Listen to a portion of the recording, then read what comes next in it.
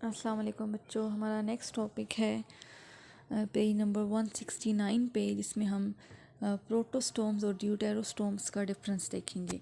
लेकिन अपना next topic start करने से पहले हम कल वाले टॉपिक को रिकॉल कर लेते हैं। कल हमने बात की थी किंगडम एनिमेलिया की कि टू किंगडम क्लासिफिकेशन सिस्टम के अकॉर्डिंगली मल्टी सेलर एनिमल्स को मेटाजुआ में रखा गया था, और जो वन सेल्ड या सिंगल सेल्ड एनिमल्स थे उनको प्रोटोजुआ में रखा गया था। लेकिन चूंकि हम रॉबर्ट विटेकर की 5 किंगडम क्लासिफिकेशन सिस्टम को स्टडी कर रहे हैं, तो उसके अकॉर्डिंगली जो प्रोटोजुआ हैं वो किंगडम प्रोटोक्टिस्टा से बिलोंग करते हैं, और किंगडम एनिमेलिया जो है उसमें तमाम एनिमल्स रखे जाते हैं। और ये भी बायोलॉजिस्ट इस बात पे भी एग्री करते हैं कि जितने भी एनिमल्स हैं वो प्रोटोक्टिस से इवॉल्व हुए हैं। उसके बाद हमने सब किंगडम देखे थे। किंगडम एनिमेलिया के अंदर वो दो हैं। सब किंगडम पैराजुआ, जिसमें फाइलम पॉरीफेरा को रखा जाता है। ये बहुत ही सिंपल ऑर्गेनिजम्स हैं। इनके टिश्यूज़ ऑर्गन्स की फॉर्म में ऑर्गेनाइज नहीं होते। ये एसिमेट्रिकल हैं, मतलब इनकी कोई सिमेट्री नहीं होती, और ये इनडिटर्मिनेट होते हैं। और सब किंगडम, दूसरा जो सब किंगडम है वो है यूमेटाजुआ। उसमें तमाम तकरीबन फाइला इसमें आ जाते हैं फाइलम पॉरीफेरा के अलावा। इसमें जो एनिमल्स हैं उनके टिश्यूज़ ऑर्गन्स और ऑर्गन सिस्टम्स की फॉर्म में ऑर्गेनाइज होते हैं। अब इसमें दो ग्रेड्स हैं, ग्रेड रेडिएटा और ग्रेड बायलेट्रिया। वो ऑर्गेनिजम्स जिनकी रेडियल सिमेट्री होती है उनको ग्रेड रेडिएटा में रखा जाता है, और वो मोस्टली फाइलम नीडेरिया से बिलोंग करते हैं। और वो ऑर्गेनिजम्स या वो एनिमल्स जिनकी बायलेटरल सिमेट्री होती है उनको ग्रेड बायलेट्रिया में रखा जाता है। फिर हमने इसमें कुछ ग्रुप्स देखे थे। तो इसके 3 ग्रुप्स हैं on the basis of presence और एब्सेंस ऑफ एब्सेंस और टाइप ऑफ बॉडी कैविटी। तो वो 3 ग्रुप्स कौन कौन से हैं? एसिलोमेटा, सीडोसिलोमेटा और सीलोमेटा। एसिलोमेटा वो ऑर्गेनिजम्स होते हैं जिनमें बॉडी कैविटी नहीं होती या जिनमें सीलोम नहीं होती। सीडोसिलोमेटा में फॉल्स सीलोम होती है जिसको सीडोसील कहते हैं, और सीलोमेटा वो एनिमल्स हैं जिनमें ट्रू सीलोम पाई जाती है। तो नेक्स्ट हमने ग्रेड रेडिएटा देखा था और ग्रेड बायलेट्रिया देखा था। तो ग्रेड रेडिएटा में फाइलम नीडेरिया से बिलोंग करने वाले ऑर्गेनिजम्स आ जाते हैं।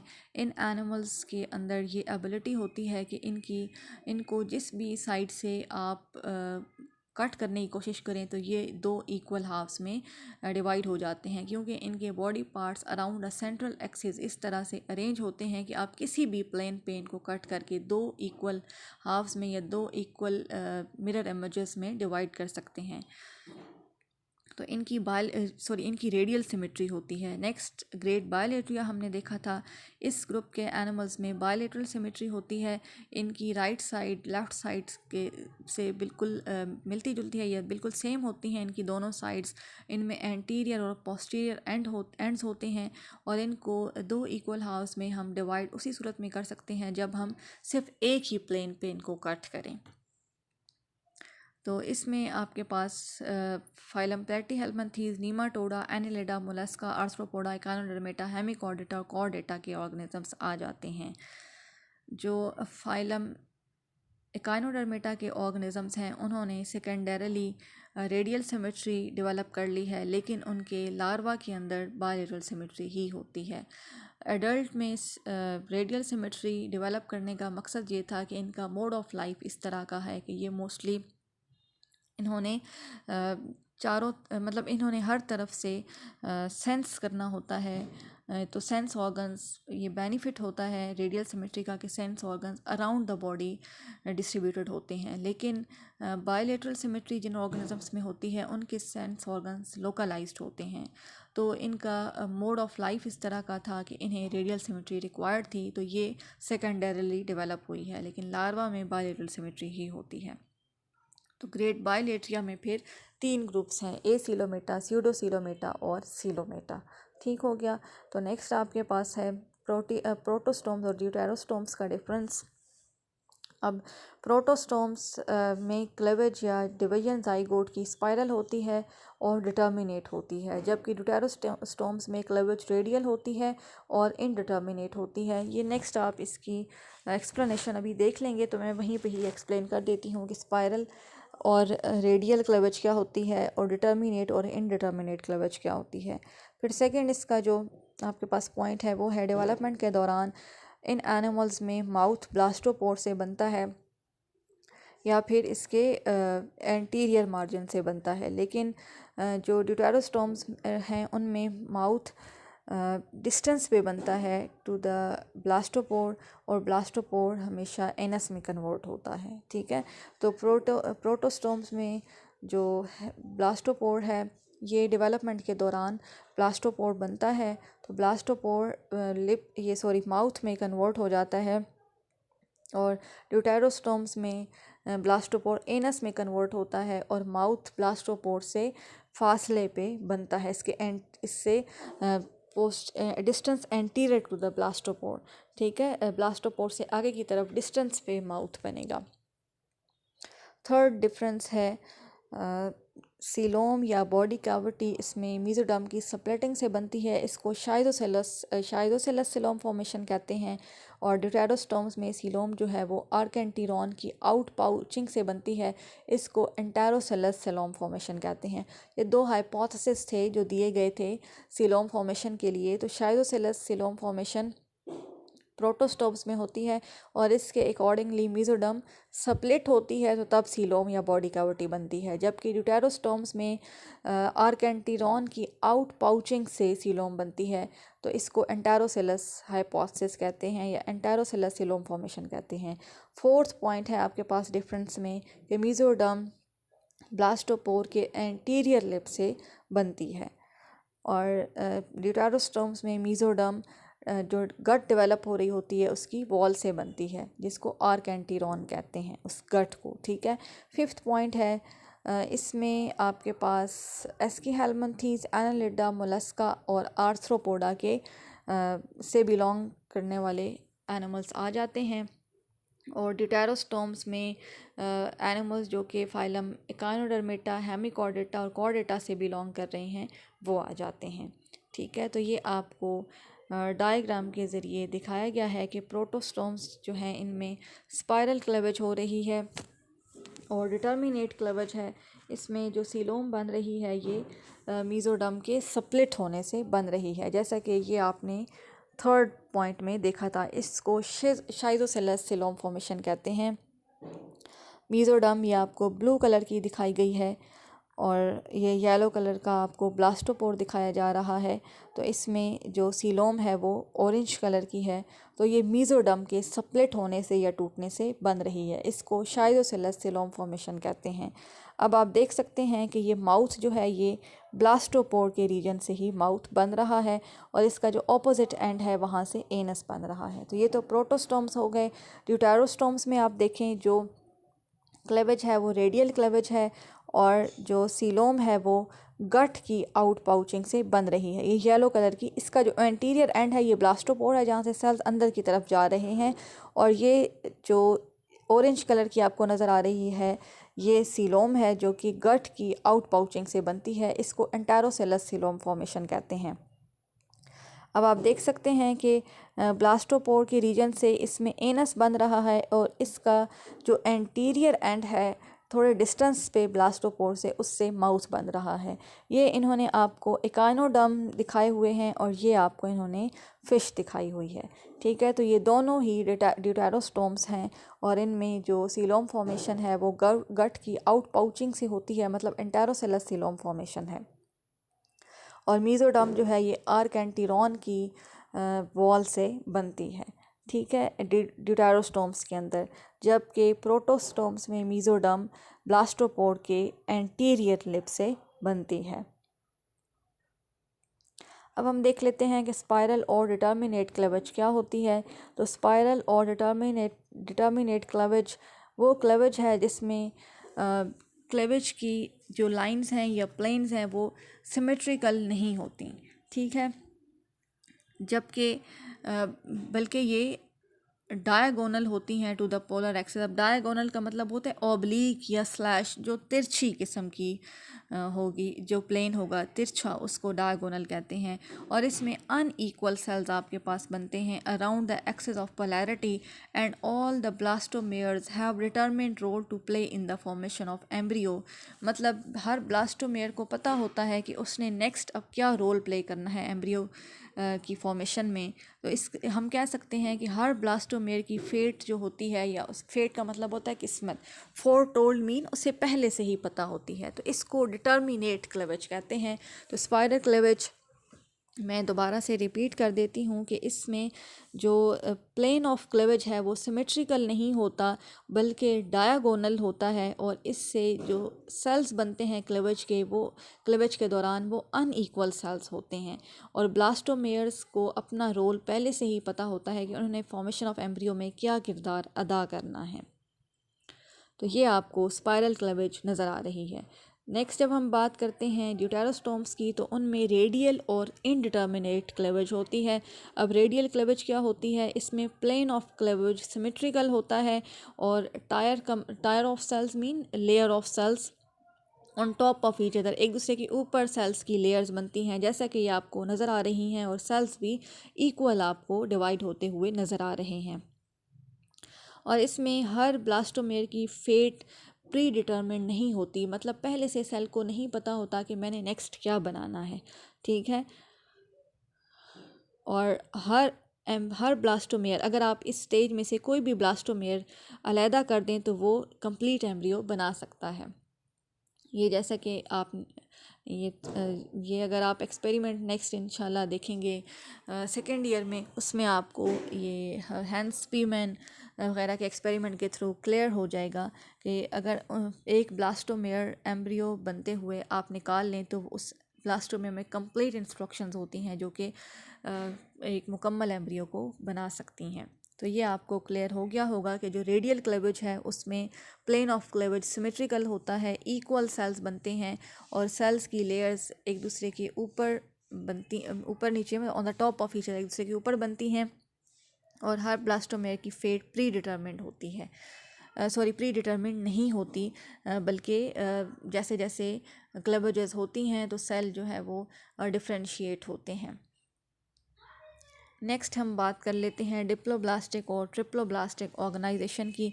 अब डिप्लोब्लास्टिक एनिमल्स जो हैं वो डिवीजन रेडिएटा से बिलोंग करते हैं। इनमें इन एनिमल्स की बॉडी में दो लेयर्स होती हैं, एक्टोडर्म और एंडोडर्म। एक्टोडर्म और एंडोडर्म के दरमियान जेली लाइक लेयर होती है जिसको मीज़नकाइम या मीज़ोग्लिया कहते हैं, और मोस्टली ये नॉन सेलुलर होती है, मतलब इसमें सेल्स मौजूद नहीं होते। डिप्लोब्लास्टिक एनिमल्स के अंदर डिग्री ऑफ स्पेशलाइजेशन बहुत ही कम होती है, मतलब ये स्पेशलाइज्ड नहीं होते, और इनमें स्पेशलाइज्ड ऑर्गन्स भी नहीं पाए जाते। इनके पास कोई मखसूस ट्रांसपोर्ट सिस्टम भी नहीं होता। इनकी बॉडी के अंदर जो सब्सटेंसेस हैं वो डिफ्यूजन के ज़रिए डिस्ट्रीब्यूट होते हैं। इनके पास कोई स्पेसिफिक सेंट्रल नर्वस सिस्टम नहीं होता, एक न्यूरॉन नेट इनके अंदर पाया जाता है। इन एनिमल्स में रेडियल सिमेट्री होती है। इनमें से इनकी बॉडी में सिर्फ एक ही कैविटी होती है जिसको गैस्ट्रोवेस्कुलर कैविटी कहते हैं, जिसमें एक ही मतलब वही कैविटी, उसका जो माउथ होता है उससे फूड वाटर एंटर होते हैं, और वेस्ट वाटर के साथ वहीं से ही रिमूव होते हैं। तो मतलब इनके पास कोई स्पेसिफिक ओपनिंग नहीं होती for the removal of waste. इस तरह के सिस्टम को सैक लाइक डाइजेस्टिव सिस्टम कहते हैं। डिप्लोब्लास्टिक एनिमल्स में फाइलम नीडेरिया के मेंबर्स आ जाते हैं। उसके बाद ट्रिप्लोब्लास्टिक एनिमल्स का आपको बताया गया है। तो ट्रिप्लोब्लास्टिक एनिमल्स में ग्रेट बायलेट्रिया से बिलोंग करने वाले एनिमल्स आते हैं। इनकी बॉडी की 3 लेयर्स होती हैं, एक्टोडर्म, मेसोडर्म और एंडोडर्म। एम्ब्रियोनिक डेवलपमेंट में ये लेयर्स जो हैं वो ट्रिप्लोब्लास्टिक एनिमल्स के अंदर डिस्टिंक्ट नहीं होती as separate layer of cells, but are represented by the structures from them, बल्कि इनसे मखसूस तरह के स्ट्रक्चर्स बन जाते हैं।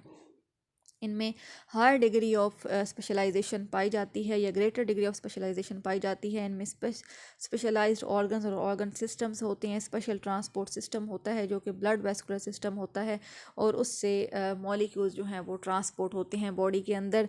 इनमें स्पेसिफिक टाइप का इंटेगुमेंट्री और नर्वस सिस्टम पाया जाता है जो कि एक्टोडर्म से डेवलप होता है, मेसोडर्म से मस्कुलर, स्केलेटल, रिप्रोडक्टिव सिस्टम बनते हैं, और एंडोडर्म से डाइजेस्टिव ट्रैक्ट की लाइनिंग बनती है और डाइजेस्टिव सिस्टम के ग्लैंड्स बनते हैं जैसा कि लिवर वगैरह।